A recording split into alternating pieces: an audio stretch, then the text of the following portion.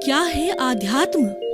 दर्शन, चिंतन धारा, विद्या या संस्कृति की परंपरागत विरासत। आध्यात्म दर्शन यानी जीवन का शाश्वत सत्य। मानव जीवन से जुड़े शाश्वत सत्यों को जानिए और समझिए उपासक डॉक्टर सोहन राज तातेड़ से हमारे खास कार्यक्रम आत्मविज्ञान में। आत्मविज्ञान यानी सही दृष्टि, सही सोच। भाई और बहनों, मातृशक्ति को नमन। स्टूडियो में आपका हार्दिक स्वागत है, अभिनंदन है, सत्कार है। आत्मविज्ञान साइंस ऑफ द सोल कार्यक्रम के अंतर्गत हम आपको सही दृष्टि, सही सोच, राइट विजन, राइट थिंकिंग के तहत आपका जो अज्ञान है, यह अज्ञान रूपी वेल्डिंग हमारे शरीर और आत्मा के बीच में पड़ा हुआ है, इसलिए दोनों को छूटा नहीं होने देता, दोनों को अलग नहीं होने देना, दोनों का पार्थक्य नहीं करने देता है। तो उसको काटने के लिए हम ज्ञान रूपी आरी देते हैं आपको, तो उससे काट करके आप जो है दोनों को मुक्त कर सकते हो और शाश्वत सत्य को प्राप्त कर सकते हो, सनातन सुख को प्राप्त कर सकते हो। ये सारा कार्य हम अलग अलग एपिसोड्स के माध्यम से करते हैं। तो आज का हमारा बहुत सुंदर एपिसोड है अभिप्राय, ओपिनियन। भाई और बहनों, दोनों शब्द बहुत पावरफुल है। अभिप्राय का मतलब आशय। आशय का अर्थ ही होता है कि मेरी जो है इसके प्रति जो ये चिंतन है, मेरी ये प्रतिक्रिया है, और उसको जो है प्रतिक्रिया को व्यक्त करना होता है। और दूसरी होती ओपिनियन, किसी व्यक्ति के बारे में ओपिनियन देना, ये व्यक्ति ऐसा है, या पुरानी ओपिनियन बनाई, किसी व्यक्ति ने किसी समय में चोरी की होगी तो आपके मन के अंदर यही पुराना भाव बैठा हुआ होगा कि ये व्यक्ति तो चोर है, तो उसको अकॉर्डिंग आप ओपिनियन देते हैं, जबकि आज वो चोर नहीं है, आज वो साहूकार हो गया, आज उसने अपनी हैबिट्स को चेंज कर दिया। लेकिन हमारी ओपिनियन वही व्यक्ति की जो पास्ट में उसके कृत्य है उसके बारे में हमारी ओपिनियन बन जाती है। तो मैंने ये विषय अभिप्राय ओपिनियन क्यों लिया? देखिए, अभिप्राय ओपिनियन का बहुत बड़ा संबंध है कि हम जो ये जन्म जन्मांतर के अंदर चक्कर काटते रहते हैं, उन चक्कर काटने का अर्थ क्या होता है कि जो कुछ हम पीछे से लेके आए हैं वह तो इस जन्म में एक फिल्म की तरह चलता रहता है। हम जब जन्म लेते हैं और मृत्यु को जाते हैं तो हमारा 60, 70, 80 वर्ष का जो पीरियड होता है, जैसे हम थिएटर में उदाहरण देना चाहता हूँ, तो थिएटर के अंदर जो है हम 3 घंटे की फिल्म देखते हैं। तो उस फिल्म के अंदर क्या होता है, हीरो होता है, हीरोइन होता है, विलियन होता है, हीरो हीरोइन के बीच में प्रेम होता है, शादी होता है, और शादी होने के बाद या पहले जैसे भी हो, विलियन हीरोइन को उठा ले जाता है और हीरो उसके पीछे भागता है और लड़ाई झगड़ा दंगल ये चलता रहता। अब ये तो फिल्म चल रही है।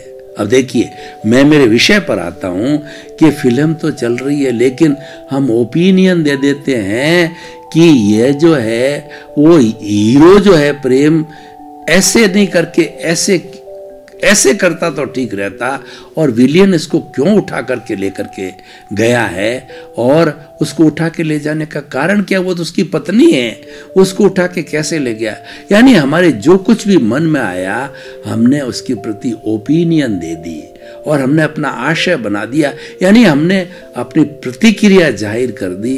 तो अब देखिए, ये तो जड़ चीज है, ये तो फिल्म है, ये तो बनी बनाई एक पिक्चर है, और उसके अंदर वो उनके कोई भाव थोड़े ही हैं, उसके अंदर कोई फीलिंग थोड़े ही है कि आपकी जो है भावना वहां तक पहुंचेगी। क्या आपने ये इतनी ओपिनियन दी है, आपकी भावना हीरो तक जा रही है, हीरोइन तक जा रही है, विलियन तक नहीं जा रही? वो तो टेप रिकॉर्ड है, वो तो जैसे जैसे भरा हुआ खुलते तो जड़ है। देखिए, अभिप्राय और ओपिनियन का असर तो कोई चेतन तत्व तक जाता है बता करके, तब तो उसके ऊपर अच्छा बुरा प्रभाव होता है, लेकिन जड़ तत्व पे तो कुछ होता ही नहीं है। तो उसी तरीके से हमारी ये फिल्म जो पूरी जीवन की है, जैसे 3 घंटे की हमने बात बताई है, उतनी की उतनी पूरी हमारे जीवन भर चलती रहती है। अब हम क्या करते हैं, देखिए कि ये तो जड़ कर रहा है, ठीक है ना, और ये भुगतने वाला जो है यही जड़ है। शरीर है, हालांकि होता सब कुछ आत्मा की हाजिरी से है। अब आप कहोगे कि चेतन बिना कैसे होता है? सब कुछ इस हाजिरी से होता है, लेकिन ये करने वाला और अर्जन करने वाला, विसर्जन करने वाला, भोगने वाला है, ये सब जड़ है और ये पूर्व निर्धारित है। मनुष्य को इस जन्म के अंदर जितना आयुष्य है उसके अतिरिक्त जो है एक भी सांस देने की उसको स्वतंत्रता नहीं है, यानी अपने वो आयुष्य के अधीन है। जितना आयुष्य एक क्षण भी वो ज़्यादा जी नहीं सकता, जितनी सांसें निर्धारित है उतनी ही सांसें वो ले सकता है। तो जब हमको इतनी स्वतंत्रता नहीं है और हम जो है अपना अभिप्राय दे देते हैं कि देखिए कि वह व्यक्ति तो पीछे से लेकर के, मान लीजिए एक्स हमारे साथ के अंदर कोई हमारा भाई है या मित्र है, तो जिस तरीके से आप जो है ये सारा पीछे से लेकर के आए हो, हर प्राणी भी पीछे से लेकर के आया है, क्योंकि ये हमारा जीवन जो है ये एक जड़ रूप के अंदर चलता रहता है और भोगने वाला भी जड़ है, भुगताने वाला भी जड़ है। तो ये तो चलता रहता है, ये तो हो रहा है। और दूसरा आपका जो मित्र है वह भी अपने कर्मों के अधीन चल रहा है और आप अपनी ओपिनियन दे देते हो। जैसे मैं उदाहरण के तौर पे आपको बताना चाहता हूँ कि एक जो है व्यक्ति जो जेब कतरा है, वो जेब काट रहा है और जेब जब काट आपने देख लिया तो आप ओपिनियन दे देते हो, तुरंत देते हो कि कितना बदमाश है, जेब काट रहा है, कैसा गलत काम कर रहा है, इसको तो जेल मिलनी चाहिए, सजा मिलनी चाहिए, पनिशमेंट, और कितनी कितनी आप जो है अपनी ओपिनियन दे देते हो। और आपसे कोई अभिप्राय मानता है कि आपका क्या आशय है इसके बारे में, तो आप अपना आशय दे देते हो। तो अब देखिए कि जो जेब कतरा है वो तो पूर्व की उसकी फिल्म चल रही है, वो तो साथ में लेके आया है और वो ऐसा कार्य कर रहा है और उसको करना पड़ेगा, लेकिन आप उसके अंदर टांग अड़ा रहे हो। आप उसको कह करके गलत कर रहा है, अच्छा कर रहा है, राग द्वेष जोड़ रहे हो। तो आपको ओपिनियन, अभिप्राय देने की आपको पावर किसने दी? बताइए। आपको पावर नहीं दी गई है और आप जो है ये सारा जड़ का भुगतान है इस कुदरत के अधीन हो रहा है। हर प्राणी का जो जेब कतरा है वह भी कुदरत के अधीन कर रहा है। कुदरत तो कह रहा है कि मैंने किसी को ओपिनियन, अभिप्राय और किसी को कर्ता बनने की कोई भी पावर नहीं दी। आपने उसको दोषी समझ लिया, आपने उसको कर्ता समझ लिया और खुद कर्ता बन गए। उन्होंने कहा कि प्रकृति कहती है, नेचर कहती है, मैंने तो किसी को कर्ता बनने की पावर आज तक नहीं दी है, और ये दोषी देखता है, खुद कर्ता बनता है, उसको भी कर्ता बनाता है। ये अज्ञान है। इस अज्ञान को वो फिर जनरेट कर रहा है और फिर नए कर्मों का जो है वो बंधन, नए कॉजेस डाल रहा है अगले जन्म के लिए, और फिर अगले जन्म में जाकर के ये जो उसका डिस्चार्ज चल रहा है और साथ साथ में उसने चार्ज किया है, तो वो अगले जन्म में फिर डिस्चार्ज चलेगा और उसका ये जन्म जन्मांतर का चक्कर चलता रहेगा। तो मैं क्या कहना चाह रहा था कि कोई गलत काम कर रहा है तो उसके प्रति ओपिनियन, अभिप्राय मत दो, बल्कि आपने उसको कुकर्त्य देख लिया तो आप निष्पक्ष रूप से जो है आप उसको अच्छी सलाह दे सकते हो कि भाई ये जो कार्य कर रहे हो ये कार्य अच्छा नहीं है, इस कार्य के परिणाम तुम्हें पता है क्या? तो परिणाम से तुम्हें जेल हो सकती है, पनिशमेंट हो सकता है, कुछ भी तुम्हारे खिलाफ कार्रवाई हो सकती है। तब उसका जब मानस बदलता है और मानस बदलने के लिए वो नए भाव डालता है कि मैं जो है वो इस चीज को छोड़ता हूं, तो नए भाव क्रिएट करने पर वो जो है नए जन्म के अंदर जो फिर वो ये काम छोड़ देगा। तो किसी को समझाइश करना अलग है। देखिए, ओपिनियन और अभिप्राय और समझाइश में बहुत फर्क है। समझाइश तो एक निष्पक्ष रूप से एडवाइस है, एडवाइस चीज अलग है, ओपिनियन और अभिप्राय अलग चीज होती है, बिल्कुल डिफरेंट है। इनको एक नहीं मानना है। ओपिनियन और अभिप्राय तो हमारे कॉजेस डालते हैं और हमको, और ये अज्ञान है, हमको तकलीफ में डालते हैं और हमको इसको अधिकार नहीं है। एडवाइस का हमको अधिकार है और एडवाइस हमेशा अच्छी दी जाती है, उसमें निष्पक्षता रहती है, उसमें राग द्वेष नहीं था। मेरे कहने का अर्थ क्या है कि ये ओपिनियन और अभिप्राय में राग द्वेष है और जहां पर राग द्वेष होता है वहां पर अज्ञान है, और जहां पर राग द्वेष की प्रतिरोधात्मक शक्ति समता भाव होता है वहां पर ज्ञान है। और उसको हम एडवाइस भी कह सकते हैं, ज्ञान भी कह सकते हैं। वो बिल्कुल विपरीत चीज है। एडवाइस और अभिप्राय और आशय बिल्कुल एक दूसरे से विपरीत है, पूर्व पश्चिम है और एक दूसरे के प्रतिरोधी है। तो वो किया जा सकता है। तो भाई और बहनों, हम अभिप्राय और ओपिनियन की बात करते हैं तो हमें अभिप्राय और ओपिनियन जब जुड़ जाते हैं, इसका मतलब होता है हम किसी न किसी प्राणी को दोषी देखते हैं, किसी न किसी प्राणी को हम कर्ता समझते हैं। दूसरे को कर्ता समझना यानी आपने स्वयं को कर्ता समझ लिया, तो ये कर्ता भाव आ गया और दोषी देख लिया और आपने बुरे भाव भी कर लिए। ये सारा राग द्वेष के अकाउंट में जाता है, ये सारा मोह के अकाउंट में जाता है और ये अज्ञान का अकाउंट। देखिए आप ये कंफ्यूजन नहीं करें। राग द्वेष का अर्थ होता है क्रोध, मान, माया, लोभ। तो राग में कौन से आते हैं? माया और लोभ। द्वेष में कौन से आते हैं? क्रोध और मान। तो ये राग द्वेष और क्रोध, मान, माया, लोभ समझ में आया आपके। और ये सारा जो बनता है वो कषाय बनता। कषाय मतलब रंगा हुआ। ये क्रोध, मान, माया, लोभ ये अलग अलग जो है, जो अशुद्धियां हैं रंगी हुई है, इसे सो कषाय बोलते हैं। और ये सारा मोह का संसार है, क्योंकि ये बुराइयां हैं।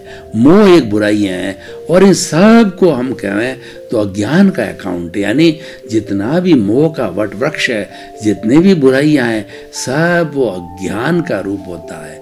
अब दूसरा पक्ष ले में ज्ञान क्या है? जितनी जितनी अच्छाइयां हैं वो सब ज्ञान है। किसी को अच्छा परामर्श देते हैं वो ज्ञान है। परामर्श के माध्यम से हम उस व्यक्ति को सुधार सकते हैं। और ओपिनियन, अभिप्राय दे करके हम राग, उसका भला या बुरा हो या ना हो, हमने उसके सामने दिए या ना दिए, चाहे मन में दे दिए, थर्ड पर्सन के तरफ दे दिए, तो अभिप्राय ओपिनियन के माध्यम से हमारे राग द्वेष से जो है, हमारे अज्ञान रूपी जो है, ये फिर कॉजल बॉडी हमारी बढ़ गई। तो दोनों में बहुत अंतर है। हमें जीवन में ये लक्ष्य बनाना चाहिए कि हमें अभिप्राय ओपिनियन नहीं दे करके एडवाइस दे सकते हैं कि भाई ये बुरा काम है, ये नहीं करना चाहिए। इसके प्रोस एंड कॉन्स हम बता सकते हैं। अगले वाला उसको चले या ना चले वो हमारी जिम्मेवारी नहीं है। लेकिन अभिप्राय और ओपिनियन देना मतलब अपने आप को डैमेज करना है। इसलिए कभी भी और जितने भी हम कॉजेज डालते हैं वो अभिप्राय ओपिनियन से डालते हैं। जैसे उदाहरण के तौर पर देखिए कि हम जो है, हमारा ये कर्मों का जो है भुगतान हमारे चल रहा है, तो कर्मों के भुगतान के साथ साथ के अंदर जो है, देखिए हमारे सामने कोई व्यक्ति आ गया कर्मों का भुगतान करने के लिए 10,000 रुपये हमसे मांगता है और रोज रोज जो है वो हमको घंटी बजाता, क्योंकि उसका पैसे का भुगतान हुआ नहीं है और हम तारीख देते हैं, उस तारीख पर हाजिर होकर के फिर घंटी बजाते हैं। वही व्यक्ति क्यों घंटी बजा रहा है? क्योंकि हमारा उससे हिसाब बाकी है। दूसरा व्यक्ति क्यों नहीं आ रहा? देखिए हिसाब इतनी चीज, छोटे रूप में आपको कहूँ कि एक जो है डोरमेंट्री में 5 लोग सो रहे हैं, 4 लोग खुर्राटे खींच रहे हैं, गहरी नींद में सो गए और उस कमरे में मच्छर हैं, वो उन चारों को नहीं काटते। और एक व्यक्ति है जो रात भर खुजलाता रहता है, उसको बिल्कुल नींद नहीं आती है और वो कहता है कि मच्छर काटे। सुबह कहता है मेरा तो सिर भारी है, मैं नींद नहीं ले सका क्योंकि रात भर मच्छर काटते रहे। अब 4 लोग कह रहे हैं यार हमारे को तो मच्छर नहीं काटे, तो हम तो बड़े आराम से नींद आई, तुम्हारे को मच्छर काटते। अब देखिए हियर लाइज द पॉइंट कि ये कुदरत का कानून क्या है, कुदरत की रचना क्या है कि 4 के साथ में उस जगह के मच्छरों का कोई हिसाब बाकी नहीं था। 5वें के साथ हिसाब बाकी था, तो वो बार बार उसके संपर्क में आ रहा था और बार बार वो काट रहा था और बार बार वो अपनी ओपिनियन और अभिप्राय दे रहा था कि कितना खराब है, इनको मैं मार दूं, इनके ऊपर जो है वो कुछ तरह दवाई छिड़क दूं, और हाथ से लेके कई लोग मारते भी हैं। तो इस तरीके से करके ये सारा अभिप्राय ओपिनियन करके, राग द्वेष करके हम कॉजेज खड़े करते हैं। और व्यक्ति ये सोचता है कि देखिए अब मेरे कर्मों का जो ये मेरा कर्मों का भुगतान है इसलिए आया है, तो इसलिए मुझे इसको दोषी नहीं मानना है। ये तो मेरा मैं इसको सहन करूं, समता भाव से उसको सहन करो कि इसको मैं सहन करूंगा तो मेरा हिसाब क्लियर होगा। ये मेरा इसके साथ जो हिसाब बंधा हुआ, क्योंकि इसके भीतर भी वही आत्मा है जो मेरे भीतर है, तो वो मुझे तभी काट रहा है कि पूर्व जन्म के अंदर मैंने इसको दुख दिया है, उस दुख का भुगतान करने के लिए आया है। तो उसको समता भाव से लेना चाहिए, तो हमारे नए कॉजेज नहीं पड़ते हैं। तो भाई और बहनों, ये जो अभिप्राय और ओपिनियन है, ये हम लगती बहुत छोटी है, लेकिन इसकी मार बहुत लंबी है। यही कॉजेज बढ़ाती है और यही कॉजल बॉडी बनती है आगे जाकर के, और इसका हमें बिल्कुल सहारा नहीं लेना चाहिए। हमें शुभ चिंतन का सहारा हम ले सकते हैं। जो कुछ भी हम संसार के अंदर कोई भी बुरे लोग कार्य करते हैं, चाहे कसाई है, तो उनको हम उनके ऊपर ओपिनियन दें, उनके ऊपर अभिप्राय ओपिनियन देते हैं कि ये तो जो है कसाई है, ये नरक गति में जाएगा नरक गति में, वो अपने कर्मों के अधीन जाएगा। लेकिन आपको अधिकार किसने दिया ये कहने का कि ये नरक गति के अंदर जाएगा? क्योंकि वो लक्षण देख के कहता है पंचेंद्रिय वध करता, सही है, वो पंचेंद्रिय वध कर रहा है और नरक गति के बंधन का काम कर रहा है, लेकिन वो अपना कर रहा है, वो करता रहेगा। आप क्यों अभिप्राय और ओपिनियन किसी के बारे में देते हो कि ये गलत है, ये डाकू है, चोर है, कसाई है, लुटेरा है, जेब कतरा है? आप उसमें देकर के इन्वॉल्व होकर के और अपने कॉजेस को डालते हैं। अब देखिए कि अगर हमें वाकई जो है हृदय परिवर्तन करके द्वारा हमको किसी व्यक्ति को सुधारना है, सुधारना चीज अलग है, और राग द्वेष अभिप्राय और ओपिनियन में राग द्वेष है। राग द्वेष हमको डैमेज करोगे, हमको डैमेज होगा, और सुधार हम किसी का करना चाहेंगे तो वह जो हमारा एक कर्तव्य है, वह हमारा एक अच्छा पुरुषार्थ भी कह सकते हैं। हम उस कसाई को समय दे करके समझावें कि भाई तुम ऐसा कर रहे हो, क्या आपको पता है कि जिस भैंसे को मार रहे हो और जिस जो है आप जो है बकरे को मार रहे हो या जिस मुर्गे को मार रहे हो, क्या आपको पता है कि इसमें भी वही जीव है, वही आत्मा है? आप भी किसी जन्म के अंदर पिछले जन्म में मुर्गा वगैरह ये रहे हुए थे, तो आपको आज आपको काटते हो, आने वाले जन्म में ये सारे जो है वो आपका बदला लेंगे, आपको काटेंगे। हाँ, ऐसा हो जाएगा तो मैं तो मर जाऊंगा। तो फिर उसका हृदय परिवर्तन होता है और उस चीज को वो छोड़ देता है। तो छोड़ देता, ये आपने अच्छा कार्य कर गया। हृदय परिवर्तन करके उसको सम्यक दर्शन के रास्ते पर लाना, उसकी हिंसा को छुड़वाना, उसकी बुराई को छुड़वाना, ये एक अच्छी बात है, ये एडवाइस है और ये करनी चाहिए। ये पुरुषार्थ है और ये तरने और तारने की अवस्था, हम सोसाइटी को अच्छा बनाना भी हमारा कर्तव्य है, तो हमारी कर्तव्य का निर्वाह होता है। तो भाई और बहनों, ये अभिप्राय और ओपिनियन बहुत ही सुंदर विषय है। आप इसको बचें, आप तटस्थता बनाए रखें और किसी पर सहज रूप में हम जो कॉजेज की बात करते हैं कि हम कॉजेज डालते हैं, और ये जो चल रही है हमारी फिल्म चल रही है वो तो चलेगी क्योंकि हम परतंत्र हैं। ये तो हम साथ लेके जो भाव जैसे कॉजेज डाले थे वैसे हमारे भाव है, वो हमने हमारे यहाँ द्रव्य कर्म के रूप में परिणित होते हैं। और ये मन वचन का है कि बैटरियाँ खुलती रहेगी, जीवन भर चलती रहेगी। तो हमने तो उसको सहज ज्ञाता दृष्टा भाव से तटस्थ रह करके हमने उसको देख लिया कि चल रहा है, ये तो जड़ का काम है, ये जड़ करेगा, ये भुगतने वाला, ये तो हो रहा है, और ये तो करने वाला है, ये भुगतने वाला है, तो ये अलग है और मैं तो अलग हूँ। यानी आप वास्तव में अलग हो और भेद विज्ञान से आपने अलग कर दिया कि मैं और शरीर और ये सोहनराज रूपी पुतला और मैं स्वयं मेरी शुद्ध आत्मा जो है, हम साथ रहते हैं, एक ही शरीर में रहते, पर ये मेरा पड़ोसी है, ये तो जड़ है, इसका काम अलग है, और मैं चेतन हूँ, मेरी अवस्था अलग है, मैं कभी भी जड़ नहीं हो सकता और ये जड़ है, कभी भी चेतन नहीं हो सकता। मेरे गुण अलग है, इसके गुण अलग है, ये अपना काम करता रहेगा। तो दोनों को जो है मिक्स नहीं करना, ये दोनों को मिक्स करना, यानी उसके साथ में जो चल रहा है उसके साथ जुड़ना है, वो अभिप्राय और ओपिनियन है, ये जुड़ाव है, वो राग द्वेष है। तो हम कहना चाहते हैं कि अभिप्राय और ओपिनियन राग द्वेष है, अभिप्राय ओपिनियन देना है ये अज्ञान है, क्योंकि हमको इसका अधिकार नहीं है। किसी व्यक्ति को अभिप्राय ओपिनियन देना हमको नहीं है। और ये दूसरी बात है कि कोई व्यक्ति हमसे समीक्षा चाहे, वो देखिए वो चीज अलग है। ये तो ओपिनियन और अभिप्राय देना तो बिना चाहे हुए है, ये बिना मांगी हुई जो है वो आपकी एडवाइस है। लेकिन कोई चाहता है कि मुझे मार्गदर्शन दीजिए, इस रास्ते से जाना या न जाना है, तो आप वो मार्गदर्शन देके आप आत्मज्ञानी हो, आपने ज्ञान प्राप्त किया है और उसको सही दृष्टि बताते हो कि देखो भाई ये रास्ता तो स्वर्ग को जाता है, ये नरक को जाता है, मैं तुम्हें मेरे पास जितना ज्ञान है वो रास्ता बता देता हूँ, अब चलना न चलना तुम्हारी मर्जी है। तो वो चीज़ अलग है, दोनों बातें बिल्कुल डिफरेंट है। हमें जीवन में तटस्थता को रखने चाहिए। हमारे जीवन में जो कुछ भी घटित हो रहा है हमें उसके साथ में जुड़ना नहीं है। ये जुड़ाव है वो राग द्वेष है, ये जुड़ा हुआ तो है ही है पहले से, जिसको हम वेल्डिंग कहते हैं ना, ये अज्ञान रूपी वेल्डिंग है तो जुड़ी हुई है। हमें पुनः नहीं जुड़ना, क्योंकि हमें तो उसको काटना है। जितना हम इसके साथ जुड़ेंगे ज्यों ज्यों मोटा हो जाएगा, ये हमारी कॉजल बॉडी मोटी होती जाएगी। हमें तो इसको पतला करना है। देखिए मैं उदाहरण देता हूँ, हमारे शरीर का है। जब हम भोजन आवश्यकता से अधिक लेते हैं, यानी हम कैलोरीज बर्न नहीं कर पाते हैं, उससे अतिरिक्त गरिष्ठ भोजन ले लेते हैं, परिश्रम नहीं करते हैं, तो क्या होगा कि धीरे धीरे हमारे शरीर के अंदर फैट रूपी जो कैलोरीज है वो बढ़ती जाएगी और हम मोटे होते जाएंगे। और मोटापन है वो अपने आप में एक बीमारी है। ये जो मोटापन है, ये मोटापन जो है, ये वो जो है वो दूसरी बीमारियों को इनवाइट करता है, ये उसकी मूल जड़ है।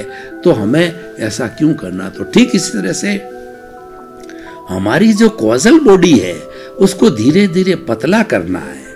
और पतला करने के लिए क्या करना, देखिए मैं आपको उदाहरण देना चाहता हूँ। क्यों? उदाहरण से जो है बात जल्दी समझ में आती है कि मेरे पास में दूध है और दूध को मुझे गर्म करना है। अगर उस दूध की थैली को सीधा ही मैं अग्नि पर डाल दूंगा, अग्नि बुझ जाएगी, दूध वेस्ट हो जाएगा, तो वो गर्म नहीं हुआ। उसको गर्म करने के लिए भगोला लेना पड़ेगा।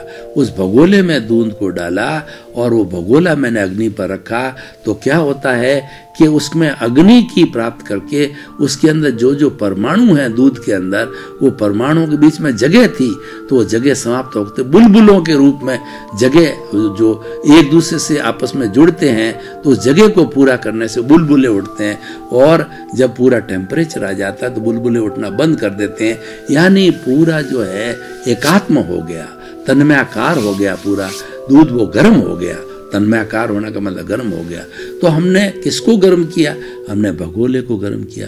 तो हमारा आशय जो क्या, हमको अब भगोला चाहिए, दूध चाहिए, हमको तो दूध चाहिए। वो दूध को गर्म करने के लिए भगोले का हमें सहारा लेना पड़ा। उसी तरीके से ये हमारा शरीर है, हम किसको गर्म करना चाहते हैं, हम किसको तपाना चाहते हैं? हम राग द्वेष कषाय रूपी कॉजल बॉडी को, कार्बन शरीर को, कर्म रज को और लिंग शरीर को तपाना चाहते हैं। वो तो भीतर है, उसको हम कैसे तपाएं? उसको तपाने के लिए इस भगोले का सहारा लेना पड़ता है। वो तो दूध रूपी कॉजल बॉडी भीतर है, भगोले का सहारा लिया, यानी शरीर को तपाया जाता है। इसलिए जो कुछ भी हम समता की साधना करते हैं, जो भी सहनशीलता की हम काम करते हैं, जो भी हम सहन करने का काम करते हैं, सब इस शरीर के माध्यम से होता है। वो संवर की स्थिति होता है।